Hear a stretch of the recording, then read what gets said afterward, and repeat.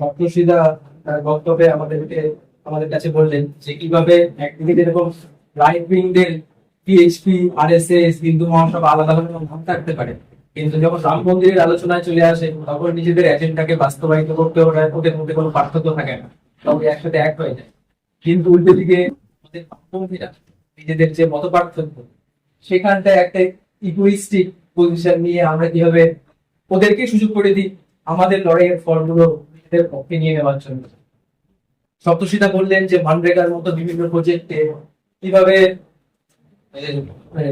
Job card থাকা সত্ত্বেও চাকরি না দেওয়া অন্যান্য বিষয়ের মধ্যে দিয়ে কেন্দ্র সরকার যেরকম তার কাজ করছে এবং রাজ্য সরকারও যে তার বিরুদ্ধে যাচ্ছে না বরং ইনডাইরেক্টলি সহায়তা করছে, সেটা সপ্তর্ষিদা আমাদের কাছে স্পষ্ট করলেন। এবং ডাব্লিউবিএ কে কিভাবে এই বামপন্থী মত পার্থক্যকে কাটিয়ে একসাথে কাজ করা এবং সেই কাজটাকে কন্টিনিউ করা, ইনঅ্যাক্টিভিটিকে কাটিয়ে তুলে যুগকে কাটিয়ে তুলে একসাথে কাজটা করে যাওয়ার এবং রাইট উইংদের সেই সুযোগটা না দেওয়ার চেষ্টা আমাদের কিভাবে করতে হবে সেই কথাটা সপ্তর্ষিদা বললেন। সপ্তর্ষিদা নিজেও এই প্রস্তাবটা আপনাদের সবার কাছে রেখেছেন এবং এই সবার মূল বক্তাদের বক্তব্যের শেষে আমাদেরও এই প্রস্তাব আপনাদের কাছে যে সম্পূর্ণ আলোচনার চক্র নিয়ে আপনাদের যদি নিজস্ব কোনো বক্তব্য থাকে তাহলে আপনারা একে একে সেই বক্তব্য রাখতে পারেন।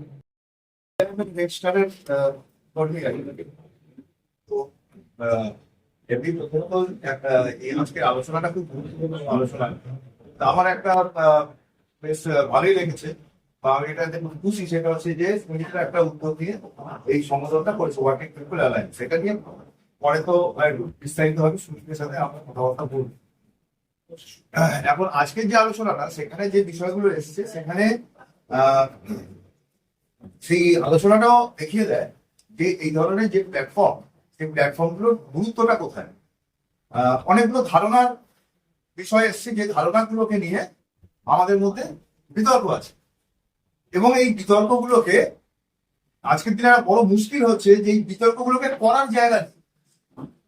বিতর্কগুলো হবে কি করে সেটা তার কোনো মেকানিজম নেই, ফলত বিতর্কগুলো কম বেশি বন্ধ আছে। যে যেখানে সুযোগ পাচ্ছে সে সেখানে তার বক্তব্যটা রাখছে, কিন্তু বিতর্কগুলোকে যদি মানে একটা সমাধিত করতে হয় বা মানে সমাধান পুরোটা না হলেও অন্ততপক্ষে যে একটা জায়গায় আসতে হয়, বিতর্কগুলোকে তো চালাতে হবে, তো চালানোর প্ল্যাটফর্মটাই নেই। এখন ডাব্লিউপিআই যদি এই কাজটুকুই করতে পারে তাহলেও এটা একটা খুব গুরুত্বপূর্ণ কাজ হবে বলে আমার ধারণা। অন্ততপক্ষে ধারণাগুলোকে নিয়ে চর্চার একটা প্ল্যাটফর্ম একটা তৈরি, শুধু এইটুকুই হয়। আর সামনে আরো অনেক বড় কাজ আছে, বড় স্কোপ আছে, কিন্তু যদি শুধু এইটুকুই হয় এটাও একটা খুব গুরুত্বপূর্ণ বিষয়। যেমন ধরুন ধারণা, আমি একটা উদাহরণ দিই, বেশি কিছু বলবো না, বললে তো ওই সারা রাত চলে যাবে, তো আমি একদম দুটো মানে উদাহরণ, যেমন ধরুন চন্দন তার বক্তব্যে ধরুন একটা জায়গায় বলেছে, সেটা হচ্ছে যে শ্রেণী সংগ্রাম নির্বাচন সংগ্রাম, নির্বাচন শ্রেণী সংগ্রাম। আমরা এভাবে দেখি ওনারাও সেটা এই কোশ্চেন উত্থাপন করেছেন, কিন্তু খুব পরিষ্কার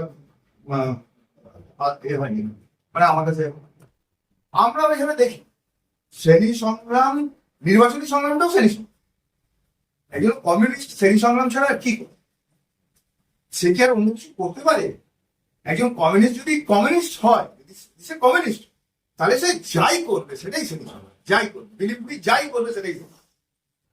আমি ঘরে বসে দেওয়ালের দিকে তাকিয়ে ভাবছি, কি ভাবছি? আন্দোলনের কথা, লড়াইয়ের কথা, ডেভেলপমেন্টের কথা, পুনর্জীবনের কথা, থিওরিটিক্যাল ক্লারিফিকেশনের কথা ভাবছি। শ্রেণী সংগ্রাম, শ্রেণী সংগ্রাম, শ্রেণী সংগ্রাম মানে কি? শ্রেণী সংগ্রামের অংশ, সমগ্র শ্রেণী সংগ্রাম। আবার শ্রেণী সংগ্রামের অংশ, শ্রেণী সংগ্রাম ওটা একটা শ্রেণী সংগ্রাম। আমি একটা লোকের সাথে কথা বলছি, একটা পাবলিক টয়লেটে গিয়ে কথা হচ্ছে, এটা কি? সে ইলেকট্রাল বন্ড নিয়ে কথা হচ্ছে, বা সে বলছে বিজেপিকে একটা সুযোগ দেওয়া দরকার, আমি তাকে কন্টেস্ট করছি, একটা কথা হচ্ছে, চায়ের দোকানে কথা, সেগুলো কি? শ্রেণী সংগ্রাম। নির্বাচনী সংগ্রামটা কি? শ্রেণী সংগ্রাম। ওরকম আলাদা করে কোনো সংগ্রাম নেই যে এইটা শ্রেণী সংগ্রাম আর এইটা অমুক সংগ্রাম, এরকম কিছু নেই। কমিউনিস্টরা মানে অন্য কাজ করে না, অন্য কারণ অন্য কাজ নেই। কমিউনিস্টরা অন্য কাজ করে না, তারা একই কাজ করে কিন্তু অন্য ভাবে। নির্বাচনী সংগ্রামটাকেও সে কমিউনিস্ট ওয়েতে, সে বিপ্লবী পথে, যা কিছু করুন জগতে তাকে আপনি বিপ্লবী পথে করছেন কিনা, তাকে আপনি কমিউনিস্ট ওয়েতে করছেন কিনা, দ্যাট ইজ দ্য ইম্পর্টেন্ট। নির্বাচনী সংগ্রামটা এটা একটা ধারণা। আবার এরকম একটা ধারণা আছে যে শ্রেণী সংগ্রাম বলতে কিছু কিছু একটা কল্পনায় আছে, নির্বাচনী সংগ্রাম সেটা একটা অন্যরকম জিনিস, এরকম একটা ধারণাগত পারা। এই ধারণাগত পারাগুলো নিয়ে আমাদের মধ্যে চর্চা হওয়াটা জরুরি। এই চর্চার যে একটা প্ল্যাটফর্ম তৈরি হয়, আমি তাতে খুব খুশি হব। এক নম্বর, একটা উদাহরণ দিলাম। আর একটা উদাহরণ দিই, সেটা হচ্ছে যে যেমন ধরুন বিজেপিকে হারানো, নির্বাচনী সংগ্রামে বিজেপিকে হারানো, বিজেপির হাতে আজকে কেন্দ্রীয় সরকারটা আছে, সেই কেন্দ্রীয় সরকারটা থাকা এবং না থাকা এর মধ্যে কি কোনো ফারাক আছে? আমাদের বক্তব্য, আমার পার্টির বক্তব্য হচ্ছে হ্যাঁ আছে। বিজেপির হাতে কেন্দ্রীয় সরকারটা থাকা আর না থাকা, এই না থাকা মানে আমার মানে ইলাবোরেট করছি, না থাকা মানে হচ্ছে অন্য কারোর হাতে। বিজেপির হাতে না থাকা মানে অন্য কারোর হাতে থাকা, কংগ্রেসের হাতে থাকতে পারে, বিজেপির হাতে থাকতে পারে, ডিএমকে হাতে থাকতে পারে, তৃণমূল কংগ্রেসের হাতে থাকতে পারে, যে কারোর হাতে। ডেভিল বলে যদি কোনো একটা লোক থাকে তাহলে ডেভিলের হাতে। এর মধ্যে কি কোনো ফারাক আছে? আমার পার্টির বক্তব্য হচ্ছে হ্যাঁ আছে। সেই ফারাকটুকুকে নেওয়ার চেষ্টা কি কমিউনিস্টদের করা উচিত? আমরা মনে করি হ্যাঁ করা উচিত। আমরা মনে করি এটা ম্যান্ডেটরি। বিজেপির হাতে যদি কেন্দ্রীয় সরকারটা থাকে, তাহলে আপনার লড়াইয়ের প্রতিপ্রকৃতি, আপনার লড়াইয়ের সামনে চ্যালেঞ্জ, প্রতিবন্ধকতা যা দাঁড়াবে, আর বিজেপির হাতে যদি ক্ষমতাটা না থাকে, অন্য কারোর হাতে, যে কারোর হাতে, এটা এক হবে না। সুতরাং এই চেষ্টাটা আমাদের করা উচিত। সুতরাং আমরা এখন আপনি এখানে না বলতে পারেন, সেটা হচ্ছে যে ভাই তুমি কেন শ্রমিক শ্রেণীর প্রার্থীর জন্য প্রচার করছো, তুমি কেন বামপন্থীদের প্রার্থীর জন্য প্রচার করছো, তুমি কেন কমিউনিস্টের প্রার্থীর জন্য প্রচার করছো না? একটা একটা আসছে, একটা ধারণাগত সংগ্রামের প্রশ্ন আসছে। আমাদের বক্তব্য হচ্ছে যে যদি আমি মনে করি যে বিজেপিকে হারানোটা জরুরি এই নির্বাচনে, তাহলে আমি তাকে যেভাবে পারবো সেভাবে, কারণ আমি মনে করছি তো হারানোটা জরুরি। এই ধারণাগত জায়গাটাতে পরিষ্কার করতে হবে। যদি মনে করি যে হারানোটা জরুরি নয়, তার থেকে বেশি জরুরি হচ্ছে কিভাবে হারাচ্ছে এই নির্বাচন, তাহলে আমরা অন্যভাবে আলোচনা করব। আমার কাছে মনে হয়েছে যে প্রথমত বিজেপির হাতে ক্ষমতাটা না থাকাটা জরুরি। আমার ক্ষমতাই নেই, শ্রমিক শ্রেণীর প্রার্থীদের সে ক্ষমতা নেই যে তারা বিজেপিকে হারাতে পারে, সে ক্ষমতা তাদের নেই। এখন এই যে নেই, এই জন্য দায়ী আমার কি দায়ী? আমি দায়ী, আমরা সবাই দায়ী। গত 50 বছর ধরে আমরা যা করেছি তার ফল তো আজকে ভোগ করছি। গত 50 বছর ধরে আমরা কি করেছি আর খেয়াল করে দেখুন। আমাকে যদি বলতে পারেন আমি গল্প করে বলবো গত 50 বছর ধরে আমরা কি করেছি, তার মধ্যে যেটা দাঁড়াবে সেটা হচ্ছে বুড়ো আঙুলটি চুষে। কি করে আজকে এটা আশা করেন? সেটা হচ্ছে যে আপনি শ্রমিক শ্রেণীর পক্ষে দাঁড়িয়ে শ্রমিক শ্রেণীর প্রার্থীকে জিতিয়ে বিজেপিকে হারাবেন, এইটা ভাবার বিলাসিতাটা আমাদের আজকে থাকতে পারে? আজকে তৃতীয় আন্তর্জাতিকের শুরুতে একটা খুব গুরুত্বপূর্ণ কথা হতো যে ক্লারা জেটকিনের কথা আছে, অনেকেরই কথা আছে যে ফ্যাসিজম হচ্ছে, ক্লারা জেটকিনের একটা খুব সুন্দর লেখা আছে ফ্যাসিজম, সেখানে তিনি পরিষ্কার বলছেন যে ফ্যাসিজম হচ্ছে যে কমিউনিস্টদের বিপ্লব না করার পাপ। আপনি বিপ্লবটা করেননি, আপনি কম্প্রোমাইজ করেছেন, আপনি ছেড়ে দিয়েছেন বিপ্লবের ওটা প্রজেক্টটাকে পরিত্যাগ করেছেন, তার ফলস্বরূপ এই পাপটার ফল ভোগ করার জন্য। সুতরাং আজকে যখন ফ্যাসিজম উৎপত্তি হচ্ছে এটা বুঝতে হবে, সেটা হচ্ছে যে গত 50 বছরে আমাদের যে আটার ফেলিয়ার, সেই আটার ফেলিয়ার ফলস্বরূপ আছে। তখন সেখানে নানান ধরনের ওই শুদ্ধতা কিন্তু দাঁড় করানো যাবে না। ফলত আজকে এটাও শ্রেণী সংগ্রাম। আবার একটা ধারণা আছে, সেটা হচ্ছে যে এই যে আমি যখন কারোর সাথে হাত মেলাই, এই যে হাত মেলানোর, যখন আমি কারোর সাথে হাত মেলাই তাহলে কি সে প্রগতিশীল? মানে আমরা কি শুধু প্রগতিশীলদের সঙ্গেই হাত মেলাবো, বা যার সাথে হাত মেলাই সে কি প্রগতিশীল? ধরুন আমি বুর্জুয়াদের সাথে হাত, তাহলে এবার প্রশ্ন উঠলো বুর্জুয়াদের মধ্যে কি প্রগতিশীল অংশ আজকের দিনে হয়? হয় না, কেউ সবাই জানে। কারণ আমাকে যদি বলতে পারেন আমি বলি যেটা সেটা হচ্ছে যে সবসময় আমরা প্রগতিশীলদের সাথেই হাত মেলাই, এমন হাত মেলানোটা বাধ্যবাধকতা। বুর্জুয়াদের মধ্যেকার যে কন্ট্রাডিকশন, সেই কন্ট্রাডিকশনকে ব্যবহার করো মানে কি? মানে আমি এমন এমন লোকের সাথে হাত মেলাই, এটা নিয়ে একটা চর্চা হতে পারে, বিতর্ক হতে পারে যে কার সাথে হাত মেলাই, শুধু প্রগতিশীল। আমি মনে করি যেটা সেটা হচ্ছে যে হাত মেলানোটা একটা কম্পালশন, বাধ্যবাধক। এখন অনেক সময় অনেকের সাথে হাত মেলাতে হয়, যে লোকটা আদৌ প্রগতিশীল নয়, আমি জানি সে লোকটা প্রগতিশীল নয়, কিন্তু তার সাথে হাত মেলানোটা বাধ্যবাধক। চীনের পার্টির আলোচনা করুন, বলসেভিকরা কি করেছে আলোচনা করুন, চীনের পার্টি কি করেছে আলোচনা করুন, আন্তর্জাতিক কমিউনিস্ট আন্দোলনের অভিজ্ঞতা কি আলোচনা করুন। এই আলোচনাগুলো হওয়ার জায়গা আছে নেই, সমস্যাটা হয়ে যাচ্ছে। তো এই সমস্যাটা আমাদের যদি অন্তত এরকম একটা প্ল্যাটফর্ম হয়, ঠিক আছে, সিরিজ অফ ডিসকাশন হোক, দেখা যাক যে আন্তর্জাতিক কমিউনিস্ট আন্দোলনের অভিজ্ঞতা কি বলে। তার একটা আমি শেষ করবো, লাস্ট একটা ধারণা কথা চন্দন বলে গেল, সেটা হচ্ছে যে নবত্ব বিজেপি 2021 সালে যারা পার্টিসিপেট করছিল তারা তৃণমূল কংগ্রেসের সমালোচনাটা করেনি, এটা কিন্তু ঠিক ধারণা নয়। আমি আমি ছিলাম তার একজন ছিল, আমরা তৃণমূল কংগ্রেসের সমালোচনা করে আমরা বলেছিলাম যে তৃণমূল কংগ্রেস এই, তৃণমূল কংগ্রেস এই, তৃণমূল কংগ্রেস এই, তৃণমূল কংগ্রেস এই, কিন্তু ইন স্পাইট অফ এভরিথিং। মাসুদের একটা কথা আছে, অনেকে আবার মাসুদ তো মানেন না, কিন্তু মাসুদের একটা কথা আছে, কিছু কিছু জায়গায় তারা বলেছিলেন, মাসুদ বলেছিলেন যে কোনো কোনো জায়গায় এমন আছে যখন support everything which enemy oppose and oppose everything which enemy support. কখনো কখনো এরকম পরিস্থিতি চলে আসে, এনিমি যা করছে তার বিরুদ্ধে, আর এনিমি যাকেই সাপোর্ট করছে তাকেই অপোজ। কখনো সাধারণভাবে নিশ্চয়ই এই পথটা খুব আমরা নিই না, কিন্তু কখনো কখনো এরকম পরিস্থিতি আসে। তো আমরা তৃণমূলকে আমরা ক্রিটিসাইজ করে আমরা বলেছিলাম সেটা হচ্ছে যে কিন্তু তার থেকে অনেক ভয়ঙ্কর শক্তি। সুতরাং এটা এখন আমাদের কাছে ভাবার দরকার আছে। সুতরাং আমার মনে হয় এইগুলো নিয়ে, এই ধারণাগত বিষয়গুলোকে নিয়ে, এই কনসেপ্ট গুলোকে নিয়ে আমাদের একটু বিস্তারিত চর্চা, ডিবেট, বিতর্ক, পড়াশুনো, এই সমস্ত কিছুর মধ্যে যাওয়ার দরকার আছে, প্রয়োজন আছে, এবং তার উপাদানও আছে, কিন্তু তার প্ল্যাটফর্মটি নেই। সেই প্ল্যাটফর্মটাও যদি অন্ততপক্ষে WPA এখন থেকে করতে পারে, আমি বলতেছি। আমি মানে ওয়েট করবো, মেজাজটা একটা প্রশ্ন করছি, তোর কথা থেকে আমি বলছি আর কি। ধর তুই বললি যে ধরে ধরে আমরা কিছু করিনি, কিন্তু মানে আমি যে আবার শুনি, আমি নিয়ে এখন আলোচনা করার ঠিক অবস্থায় হয়নি। সেটা হচ্ছে 50 বছর ধরে আমরা কিছুই করিনি, মানে ঠিকঠাক করিনি। অ্যাবসলিউট দরকার নেই, যা করার কথা ছিল আমি বলছি আমরা ভ্রান্তি করেছি, যার ফলে এটা হয়। এবার আমার প্রশ্নটা হচ্ছে তোকে, যে যখন 50 বছর ধরে যখন আমরা এই কাজগুলো করেছি, আমি এই 50 বছরের কনসেপশনের সাথে সহমত, 50 বছর ব্যাপারটার সাথেই সহমত, সেটা আলাদা কথা, সেটা অন্য আলোচনা।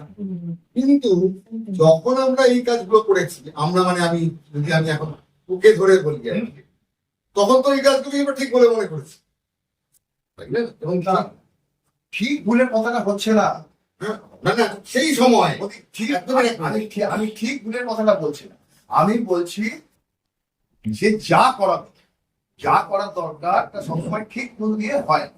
যা করার দরকার আমি আমার মনে হয় আমরা মানে পরস্পরের সাথে কথা বলে একজন একজন করে বলি। হ্যাঁ, প্রশ্নটা করেছে বলে সেটাই করেছি যে শুধু ভুল ঠিক আচ্ছা সরি আমি বলছি যে এই যে 50 বছরের কথাটা বললি, মানে আমি ধরে নিচ্ছি 50 বছরের মূলগত ভাবে যে কাজগুলো আমরা করেছি সেগুলোকে ঠিক বলে মনে করেছি, এবং ঠিকের পক্ষে সবাই করেছে, এবং তাতে যারা যারা আপত্তি জানিয়েছে তাদের আমরা বিরোধিতা করেছি যে আমাদেরটা ঠিক বলে। তাহলে কি এটাও বিবেচনা করার প্রয়োজন নেই যে আমরা এখনো আবার একটা ভুল করে আরো 50 বছর ধরে সেই ভুলগুলো করে যাবো কিনা? মানে এই যে একটা কনক্লুশন করছি যে 50 বছর ভুল করেছি, তারপরে এসে গেছে, এখন আর উপায় নেই, ডেসপারেশন, মরিয়া, অতএব যেভাবে ওকে আটকাতে হবে, অমুক তমুক হ্যান ত্যান, এরকম একটা সিচুয়েশন, এটাই তো বক্তব্য।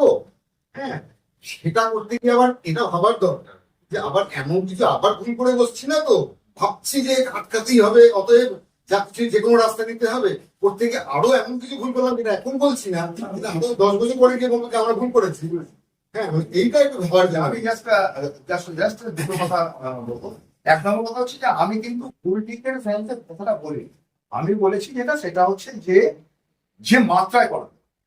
অনেক সময় হয় যেটা সেটা হচ্ছে যে একটা কাজকে একটা বিপ্লব করবো ভেবেছি, কি ভেবেছি, সমাজ পরিবর্তন করবো, বিপ্লব করবো, সেটা যাই। তো ওটা যে মাত্রায় কাজ, যে পেমানের কাজ, তার যে বিস্তার, আমরা নিজেরা কি নিজেদেরকে সেই জায়গায় নিয়ে যেতে পেরেছি? আমার প্রশ্নটা তো হচ্ছে যে সেই জায়গাটাকে ধরেছি কি? এটা হচ্ছে বিষয়। আমি কি বলবো সেটা হচ্ছে যে আমি এই জায়গা থেকে কথাটা বলতে চাচ্ছি। আমরা অবিরত গত 50 বছরে কি হচ্ছে, ভাঙতে গেছি। আমাদের জনগণের মধ্যে ইনফ্লুয়েন্স বা প্রভাব কমতে গেছে। আগে এই কলকাতা শহরে 50 বছর আগে এমন কোনো দেওয়াল ছিল না যে দেওয়ালে আমাদের পার্টির নাম লেখা হতো না। আগে আমার পার্টির কথা মানে সিপিআই ছিল না। আজকে কি অবস্থা? কিছু অবস্থা নেই। যে আমি বলছি যে আজকে আমাদের গত 50 বছরের কমিউনিস্ট বিপ্লবী সংগ্রামের ইতিহাস ভারতবর্ষে, সেটা হচ্ছে যে তুমি যদি দেখো তাহলে দেখবি সেটা হচ্ছে এই ইনফ্লুয়েন্স গুলো কমতে যাচ্ছে। তার মূল্যায়ন আমি এইটা বলছি ফলত তার সে যাই হোক, আজকে তুমি যাই করো না করো, প্রথম কথা হচ্ছে এটা যে করেছো তার ফলটা আজকে তোমাকে ভোগ করতে হচ্ছে। এটা হচ্ছে অবস্থা। এটা 1 নম্বর কথা। 2 নম্বর কথা হচ্ছে যেটা তুই করবি সেটা হচ্ছে যে একটা ভুল করেছিলাম, ভুলটাকে শোধরাতে যাচ্ছি, শোধরাতে গিয়ে আবার ভুল করবো না তো। তাহলে একটা কাজ করতে হয় যে কিছুই করার দরকার নেই, বসে থাকতে হয়। হ্যাঁ, আমাকে যদি প্রশ্নটা করা হয় যে তুমি একটা কাজ করতে যাচ্ছ সেটা ভুল হবে না তো, হতেই পারে, কে জানো। আমি এরকম কোনো গ্যারান্টি দিতে পারি না। সেটা হচ্ছে যে একটা লড়াইতে লড়তে নেমেছি ঠিক বলবো না, আমি একটা কাজ করতে নেমেছি ঠিক করবোই, আমি একটা অ্যাটেম্প নিতে নেমেছি অ্যাটেম্পটা 100% ক্লিয়ার হবেই, আমি এরকম কোনো গ্যারান্টি আগে থেকে এরকম দিতে পারি না। কিন্তু আমাকে চেষ্টা করতে হবে, তার মধ্য দিয়েই দাঁড়াতে হবে, তার মধ্য দিয়েই আমাকে বেরোতে হবে। এখন কোনো একটা কাজকে কেউ ডেভেলপমেন্ট বলে, একই কাজকে কেউ ডেভিয়েশন, কে কিভাবে ব্যাখ্যা করবে সেটা আলাদা প্রশ্ন। যে weather it is development or it is deviation, সেটা তো সেই কারণেই আমাদের চর্চা, বিতর্ক, আলোচনার প্রশ্ন বা ধারণাগত সংগ্রামের প্রশ্ন।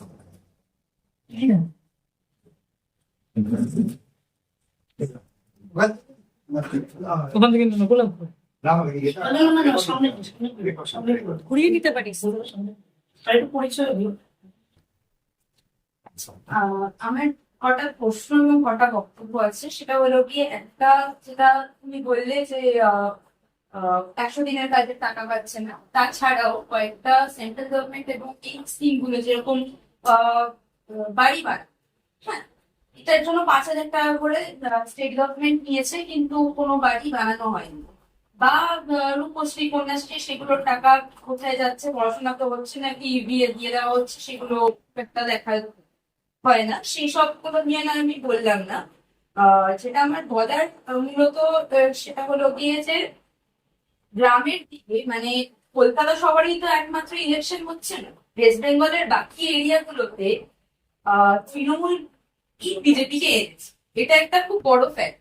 1998 থেকে যখন সিপিএম এর বিরোধিতা করার জন্য আরএসএস এর ছোট ছোট শাখাগুলো তৃণমূলই এনেছে, এবং এখনো একটা কোথাও কনফিউশন এবং একটা কোরিলেশন আছে, যেই জন্য এইখান থেকে ওইখান, ওখান থেকে এইখান এত সিম্পলি টেনিস বলের মতো এপার ওপার হচ্ছে। এটা কিন্তু আজকের নয়, এটা কোনো একটা জিনিসের ছিল যেটার জন্য এই জিনিসটা করা যাচ্ছে। সেইখানে দাঁড়িয়ে এই যে কম্প্রোমাইজটার কথা এক্ষুনি বলা হলো, যে আমরা যেটা আগের 21 ইলেকশনের সময় খুব ইউজ করা টার্ম ছিল লেসার ইভেল, সেই লেসার ইভেলকে আমরা আনলে কি বিজেপিকে সত্যি সরানো যাবে? কারণ তারাই তো বিজেপিকে এখানে, মমতা ওপেনলি বলেছে যে আমি আমার আরএসএস এর সাথে কোনো সমস্যা নেই, আমার সমস্যাটা বিজেপির সাথে আছে পলিটিক্যাল ভাবে।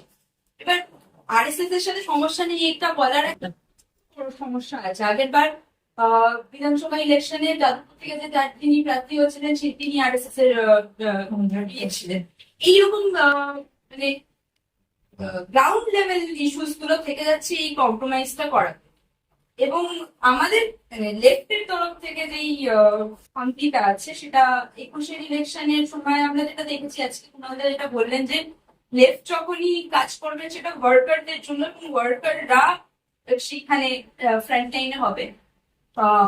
এখানে ইন্ডিয়াতে ওয়ার্কাররা নিশ্চয়ই মেজরিটি সামান্য নয়, কিন্তু এখানে দেখা গেছে যে যেখানে যেখানে খালি রিজার্ভেশন আছে, SC reservation, ST reservation, OBC A, OBC B, সেখানে সেই জায়গাগুলোতে খালি দলিত ক্যাডার বা আদিবাসী ক্যাডার বা মুসলমান ক্যাডার দেওয়া হচ্ছে, এবং সেটা সিপিএম তো করিয়েছে, এই তৃণমূল বিজেপি তো করিয়েছে, সিপিএমও করেছে।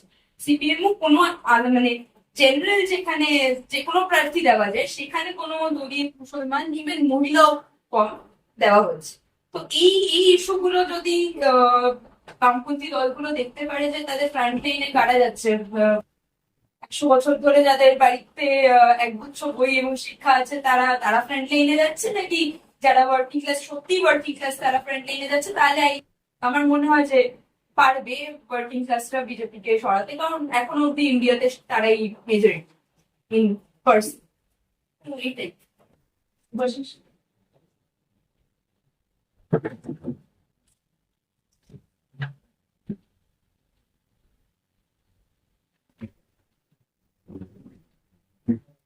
পুরো আলোচনাটা তো প্রথম থেকে শোনা, এবং তাতে এটা লাস্টে একটা লাইনে আমি কথা বলছি ডাব্লিউপি, এবং শঙ্করদার বক্তব্যটাতে আসাতে আমার মনে হয় আমার চিন্তা ভাবনাটা আরেকটুখানি মানে ব্রডেন আপ হলো।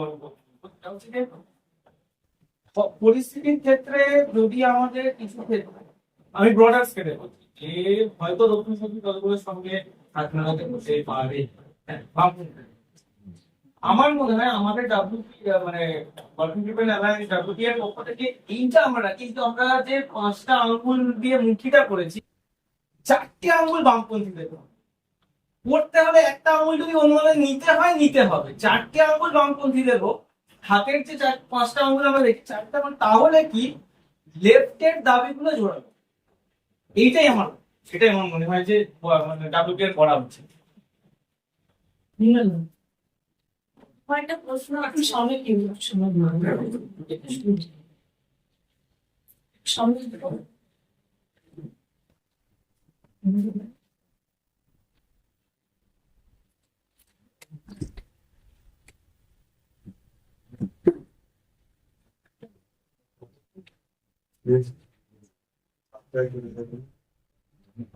নমস্কার সবাইকে, আমার একটা প্রশ্ন আছে নির্বাচনের ইস্যু নিয়ে। এটা হচ্ছে 2019 সালে যখন আমাদের লোকসভা ভোট হলো, সেই সময় লেফট ইউনিটির কথা বেশ কয়েকবার উঠে এসেছিল। কারণ সে সময় বেশ কিছু কাজ লেফট ইউনিটির মাধ্যমে করা হয়েছে, যেমন ধর্মঘটগুলো আমরা লেফট ইউনিটির মাধ্যমে করেছি পরপর 2 বছর, সেটা একটা ভালো ইম্প্যাক্ট হয়েছে। ব্যাংকিং এর ক্ষেত্রে অনেক সফল ধর্মঘট পেরেছিলাম। এবারে 2019 সালে এই ইস্যুটা ছিল লেফট ইউনিটি করা যায় কিনা বিজেপিকে হারানোর জন্য। তারপর আমরা দেখলাম যে 18টা সিট বিজেপি জিতেছে, এবং পরবর্তীকালে আবার 2024-এর ভোটটা এলো, তখন কথা হয়েছিল যে 24-এ ঠিক বিজেপিকে হারাবো না কোনোভাবে। আমরা যারা ফ্যাসিস্ট বিরোধী ছিলাম তাদের পক্ষ থেকে উঠে এসেছিল সমস্ত কমিউনিস্ট দল, বামপন্থী দল, মত নির্বিশেষে। আমার প্রশ্নটা হচ্ছে যে বন্ধু-বান্ধব বা যে সার্কেল আছে তাদের সাথে যখন আমি পলিটিক্যাল কথা বলি, ওরা প্রথমেই বলে যে চাকরি বাকরির কথা, ফার্স্ট ইস্যুতে বলে চাকরির কথা, তার পরবর্তী ইস্যুতে বলে যে দ্রব্যমূল্যের বৃদ্ধি, যেটা প্রচন্ড পরিমাণে ইম্প্যাক্ট ফেলেছে সবার জীবনে। তারপর যেহেতু লকডাউন এবং করোনা গেছে, তার একটা ইম্প্যাক্ট আছে, সেটা হেলথ ইস্যু নিয়ে। সবকিছু মিলিয়ে ওদের বক্তব্য যে এবারে ভোটটা যদি আমরা সঙ্গে গোটাতে দিই তাহলে সেটা ফলপ্রসূ হবে। ভোটাতে আমার প্রশ্ন হচ্ছে যে এবছর যারা নোটায় ভোট দিচ্ছে এরকম সিদ্ধান্ত নিয়েছে, তাহলে এটা কি তাদের মানে দুর্নীতি বিরোধী বা ফ্যাসিস্ট বিরোধী গণতান্ত্রিক শক্তি হিসেবে আমরা হিসেব করবো, নাকি তারা সেই জনমত হিসেবে হিসেব করবে? এটা হচ্ছে আমার প্রশ্ন।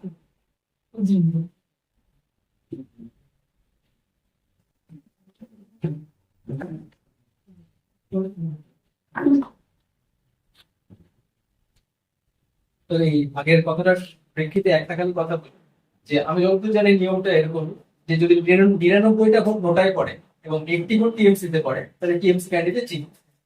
এটাই তো সেক্ষেত্রে নোটায় দেওয়া বা ভোট নোটায় দেওয়া সেটা কতটা ফলপ্রসূ হয়? অবভিয়াসলি একটা স্টেটমেন্ট যায় যে হ্যাঁ এত পার্সেন্ট মানুষ সমস্ত ক্যান্ডিডেটদের রিজেক্ট করছে, কিন্তু সেই স্টেটমেন্টটা দেওয়ার বাইরে বোধহয় নোটায় দেওয়া একটু বেশি লাভ হয় না, এটা একটা কথা।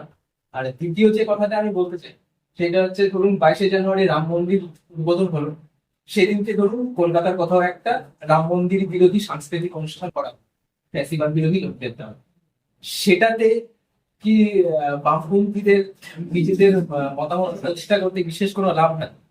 কারণ এই কথাটা হয়তো সত্যি যে ভারতের সংখ্যাগরিষ্ঠ মানুষ হিন্দু, এবং হিন্দুদের মধ্যে সংখ্যাগরিষ্ঠ মানুষের হিন্দুত্ববাদ নিয়ে কোনো সমস্যা নেই, তারা কি এটাকে আদৌ বিপদ হিসেবে দেখে না।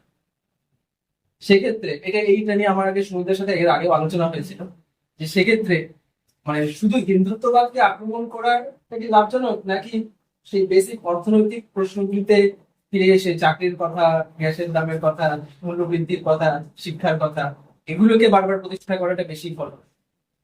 সেটা আমার মত। একটু বিরাম।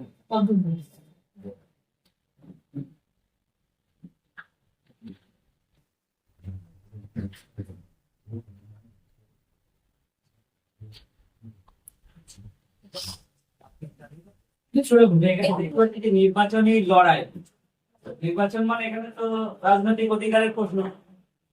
নাগরিক আর বিদেশিদের ওনার পার্থক্য হচ্ছে যে নাগরিকদের রাজনৈতিক অধিকার থাকবে, বিদেশিদের থাকবে। এবং অন্যান্য যে অধিকারগুলো, যেমন কাজের অধিকার, খাদ্যের অধিকার, শিক্ষার অধিকার, চিকিৎসার অধিকার, স্বাস্থ্যের অধিকার, এগুলো নাগরিক বলেই সে অধিকার দাবি করতে পারে। এখন তো 2019 সালে যে আইন আনলো, সিএ আইন, তার মাধ্যমে তো পুরো নাগরিক মানে নাগরিকতা থাকাটাই তো মানুষের জন্য সমস্যা হয়ে গেছে। মানে থাকবে না এরকম, তাকে ঘোষণা করতে হবে যে আমি নাগরিক নই। প্রত্যেকটা ভারতবাসীকে এটা নাগরিক করতে হবে। তাহলে প্রথমত গাছের গোড়াটা পুরো কেটে দেওয়া হবে, গাছটা ফেলে দেওয়া হবে। এইসব আন্দোলনটা তখন কিভাবে আমরা করবো? এই মুহূর্তে আমাদের এই কর্তব্য দায়িত্ব লাগে।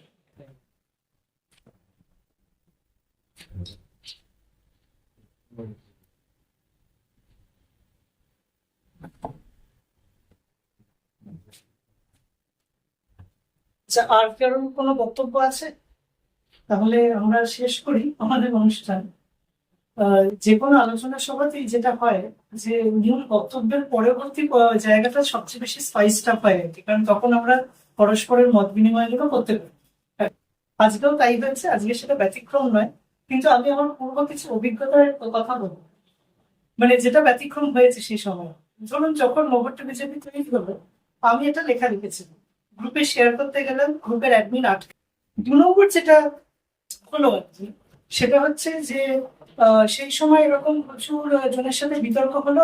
আমি নিজের যে একটা লেখা লিখেছিলাম বিরোধিতা করে সেটা নিয়ে, তারা প্রত্যেকে গায়ে মেখে নিল ব্যাপারটা, মেখে নিয়ে আর কি মানে তাহলে আমি চোর, তাহলে আমি এই বলে সে নিজেরা নিজেদের গায়ে আর কি এগুলো করে এখন অব্দি কথা বলেন, এখনো বলেন। আমি এটা সবাইকে জানাচ্ছি, বলেন আমিও চাই না বলবো। যদি এরকম পরিস্থিতি থাকে, পরস্পরের মত বিনিময়ের জায়গা থাকবে, গণতান্ত্রিক পরিস্থিতি থাকবে, আমি বলবো তুমি আমারও বলার ইচ্ছা নেই খুব একটা।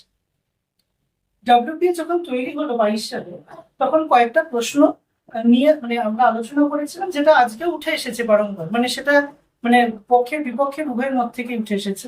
আমি শুধু দুটো জিনিস বলছি। যেমন ধরুন একটা জিনিস লক্ষ্য করে দেখুন, কংগ্রেসের পুরো নিজের নির্বাচনী ইস্তেহারে সিএ নিয়ে কোনো কথা বলা নেই। সমস্ত বক্তব্য তাদের রয়েছে বিভিন্ন বিষয়ে, সিএ নিয়ে কোনো বক্তব্য নেই। 1, 2, অভিষেক বন্দ্যোপাধ্যায় বলে দিয়েছেন আর কি যে মানে যদি অমিত শাহ তাকে বোঝাতে পারেন যে এনআরসির সাথে সিএ এর কোনো সম্পর্ক নেই, তাহলে তার কোনো সমস্যা নেই আর কি। ঠিক আছে, এরকম করে ধরে ধরে অনেককেই বলা যায়। আবার একই সাথে দেখুন, আমাদের ভারতবর্ষ অনেক বড় দেশ, তো তাই আলাদা আলাদা রাজ্যের পরিস্থিতিগুলো এক এক রকম। কোনো কোনো জায়গাতে একটা আঞ্চলিক দল সে তার পূর্বতন যে আন্দোলনের ভার আর কি সেটা একটা মানে একটা আদর্শগত প্রেক্ষাপটে হতে পারে, সেটা শ্রেণী সংগ্রাম নাই হতে পারে, তার ভিত্তিতে সে ক্ষমতায় সরে এসছে। আবার কোনো কোনো জায়গাতে বহু সময় ধরে আঞ্চলিক দলগুলো ক্ষমতায় আছে, ফলে এই বিভিন্ন রাজ্যে তারতম্য হচ্ছে। আমি যদি আমাদের রাজ্যের কথা বলি, এই তৃণমূল কংগ্রেস 2012 পর থেকে, মানে যখন থেকে ব্রাত্য বসুকে সরিয়ে দেওয়া হলো আর কি, মানে এতে মানে শিক্ষামন্ত্রীর পদ থেকে, আমি ব্রাত্যকে বিপ্লবী বলছি না, কারণ তার সময় বিভিন্ন দুর্নীতি ধরা পড়েছে আর কি শিক্ষা দপ্তরে। আমাদের রাজ্যের বিশাল পরিমাণ যুবশক্তি আজকে একটা নিয়োগ দুর্নীতির সম্মুখীন হয়েছে, অভূতপূর্ব। আমাদের রাজ্যে অনেক বছর এই কাণ্ড হয়নি। বিশাল পরিমাণ নিয়োগ দুর্নীতি, বেকাররা টালপাল করে রাস্তায় ঘুরছে। এটা একটা দিক, এটা একটা অভিজ্ঞতা আমাদের। দ্বিতীয় অভিজ্ঞতা বামপন্থীদের অভিজ্ঞতা, যে মানে আমরা কিছু একটা প্রফেস করতে চাইছি, কিছু একটা বলতে চাইছি জনগণের কাছে, সেই অনুযায়ী লড়াই করছি, আন্দোলন করছি। একটা জিনিস ভেবে দেখুন, আমরা যদি ইতিহাসের পাতায় দেখি, যখন বড় বড় সমঝোতাগুলো হয়ে এসেছে, সে যদি মানে চিয়াং কাইসেকের সাথে চীনের কমিউনিস্ট পার্টির সমঝোতা হয়, সেই সময় পার্টির কায়া দেখুন, আপনারা সাইজ দেখুন, আন্দোলন দেখুন, মারমার কাটকাট করছে। হ্যাঁ, জিততে পারছে না সব জায়গায়, আবু কিছু হচ্ছে, আন্দোলনের প্রেক্ষাপটে তার হার জিত হচ্ছে বিভিন্ন জায়গাতে, কিন্তু সে একটা একটা শক্তিশালী পরিস্থিতিতে রয়েছে বার্গেনিং করে। তাও করেনি ইতিহাসে, প্রথমে দেখা যায় যে ইংরেজি কোনো কথাই বলতেছে না। ফলে সেই কাণ্ড ঘটেছে সেই সময়। যদি আমি পশ্চিমবঙ্গে ধরি, পশ্চিমবঙ্গে যখন জোট সরকারগুলো আসছে, আমাদেরকে এখানে জোট হয়নি নাকি? ধরুন আমি ব্যক্তিগতভাবে বলছি, কোনো একটা সময় কি জোট পরিস্থিতি হলে জোটের পক্ষে দেওয়া উচিত না? এখানে তো দুটো যুক্তফ্রন্ট সরকার এসছে, দুটো যুক্তফ্রন্ট সরকারের তো রীতিমতো বাংলা কংগ্রেস তখন বাংলা কংগ্রেসের থেকে মুখ্যমন্ত্রী হয়েছে, বামেরা তো হয়নি। বামেদের শক্তি তখন এতটাই বেশি যে এত ঝামেলা করছে সরকারে এসে, যে লাস্টে অজয় মুখার্জি বলছেন যে আমি জঙ্গলের রাজ্যতে থাকবো না, আমি সরকারের সরকারে থাকবো না, এসব বলে গিয়ে রাস্তায় মুখ্যমন্ত্রী ধর্ণা দিচ্ছে, নিজের সরকারের বিরুদ্ধে নিজের সরকারের বিরুদ্ধে কান্নাকাটি করছে। হ্যাঁ, ফলে এই যে কাণ্ডটা হচ্ছে তখন কেন হচ্ছে, তার বঙ্গবন্ধুরা সেই জায়গাতে খোঁচাটা দিতে পেরেছে ঠিক জায়গাতে গিয়ে। আজকের অভিজ্ঞতা আমাদের যা, আমরা পিছুতে এত ছোট হয়ে গেছি যে বুঝে গেছি দেওয়ালে পিঠ থেকে গেছে, এগুলো লড়ার পথ বা কিনারা খুঁজে পাচ্ছি। আমি এটা আগেও বলেছি, আমাদের আজকে বক্তব্য শুরু আগে একটা কথা বলেছিলাম, লক্ষ্য করে দেখুন আমরা বলছি যে এটা করবেন না, আদতে কি কেউ আমাদের কথা শুনছে? কারণ মাস স্কেলে কথা বলা, ধরুন সারা রাজ্যে সারা দেশে কথা বলার যে প্রেক্ষা, সেখানেও বামেরা একটা রাজ্যে তারা ক্ষমতায় আছে, তারপরেও নেই। তারা করেছে কি করেনি সেটা অন্য প্রশ্ন, আমার সমালোচনা আছে, তারা সেই ভূমিকা পালন করেনি সেটা বা সারা দেশ জুড়ে। কিন্তু এমনিতে বাকি বামেদের ক্ষেত্রে সে ক্ষমতাই নেই। আমরা এটা ভেবে নিচ্ছি কি করে, আমরা বললাম জনগণ শুনবে। উল্টে আমাদের লেফটের মধ্যে একটা ক্রাইসিস হচ্ছে, আনিস খানকে বিচার দিতে পারলাম না, তারপরে আনিস খানের হত্যাকারীদের পক্ষে যাচ্ছি বিভিন্ন নামে বেনামে। আবার বামেদের বাইরে সাধারণ মানুষকে যদি বলতে চাই, বলবে আরে চাকরি খেয়ে নিয়েছে, ওদেরকে হারাতে গেলে বিজেপিকে দিব ভোট দিতে হবে। আমাদের যে তৃণমূল বিরোধী ভোটটা বিজেপির দিকে গেছে, তৃণমূল মারছে তার বিরুদ্ধে লড়াই করতে গিয়ে বিজেপির দিকে গেছে।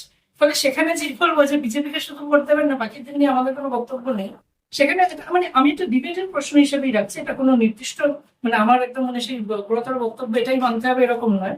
আমি একটা ডিবেটের প্রশ্ন হিসেবেই রাখলাম আর কি, যে সেখানে সাধারণ মানুষ উঠে বেপথে যাবে বা আমাদের বিরুদ্ধে যাবে, আমাদের কথা শুনবে না, শোনেন না। আমাদের যেটা করা উচিত, স্বল্প পরিসরে নির্বাচনী লড়াই কি বিধানসভা লোকসভাগুলোতে বামেদের প্রতিনিধিরা যাবে, বাকি পার্টিগুলো যখন সিএ নিয়ে ভোটের বাইরে দাঁড়িয়ে ধর্নার নামে বদমাইশি করে, বামেদের কাজ হচ্ছে ভেতরে ঢুকে ঝামেলা পাকানো এবং এটা নিয়ে বক্তব্য রাখা, শ্রমিকদের হয়ে কথা বলা, কৃষকদের নিয়ে কথা বলা। কৃষক আন্দোলন হলো অন্য বামপন্থীরা এবং বাকি সমস্ত প্রগতিশীল সংগঠনগুলো মাঝখান থেকে এসে পুরো কি বলে বারাঘাতে ছাই ফেলে সে আপ এসে সবকিছু নিয়ে পালিয়ে যায়, আমরা হাঁ করে গাড়ি নিলাম, তারপরে প্রধান যে লোক সে জেল। এটা ঠিক যে বিরোধীদের কণ্ঠরোধ করা হচ্ছে, তাদের জেলে করা হচ্ছে, এবং সেক্ষেত্রে এটা ঠিক যে হ্যাঁ তারা দুর্নীতি করেছে তাই যেতে হচ্ছে। আবার এটাও ঠিক যে বিজেপি কি নিজে দুর্নীতি করেনি, তুলসী পাতা ইলেকট্রাল বন্ডটাই তো তার সবচেয়ে বড় দুর্নীতি। এই লড়াই করতে গেলে বিজেপি ক্ষমতায় থাকলে এটা ঠিক যে বিজেপি ক্ষমতায় থাকলে সে বেশি অত্যাচার করবে, না থাকলে করতে পারবে না।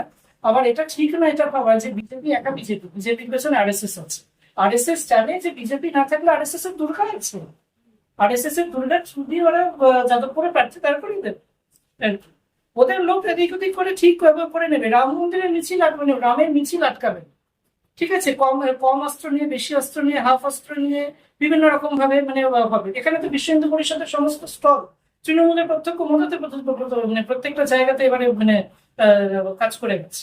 ফলে আমাদের মনে হয় যে সামগ্রিকভাবে এটা একটা জটিল প্রেক্ষাপট, এই কমপ্লেক্সিটিটার ভিত্তিতে আমাদের ভাবা উচিত।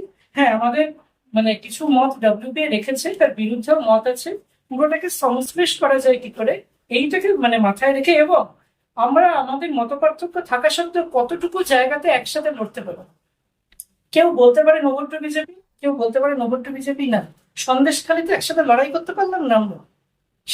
সেখানে ফিতে দিয়ে মেপে লোকজন বলছে যে না ওটাতে তো বিজেপির একটু লাভ হয়ে যাবে, তাহলে আমরা আন্দোলন করবো। তারপরে ওখানে মহিলারা যেগুলো বলছে সেগুলোতে আমাদের কোনো ইস্যুই না, আমার কোনো বক্তব্যই নেই সেটা নিয়ে আর কি। সেইটা যেন না, আমরা যেন লড়াই করতে পারি, একে অপরের সমালোচনা রেখে একসাথে কাজ করতে পারি, একসাথে কাজ করতে হবে।